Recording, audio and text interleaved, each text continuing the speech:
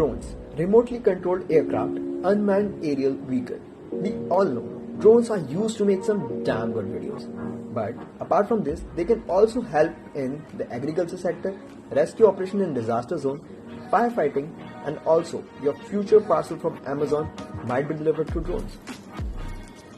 The government has now announced the Drone Amendment Rules 2022, which says that remote pilot certificate will not be required for flying small to medium-sized drones up to 2 kgs for non-commercial purpose. This will ease access to drone technology. These are some major players in drone development.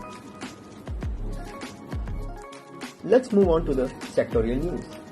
Garuda Aerospace, an Indian drone manufacturer startup, has received the DGCA approved as a remote pilot training organization. With the rising tension between China and the rest of the countries, the US plan to develop drones with India as a measure to counter them. Let's move on to the sectorial growth. According to FICCI report, the drone industry is set to boost the manufacturing potential in India about 23 billion by 2030. For such interesting financial news and facts, follow Kautilya.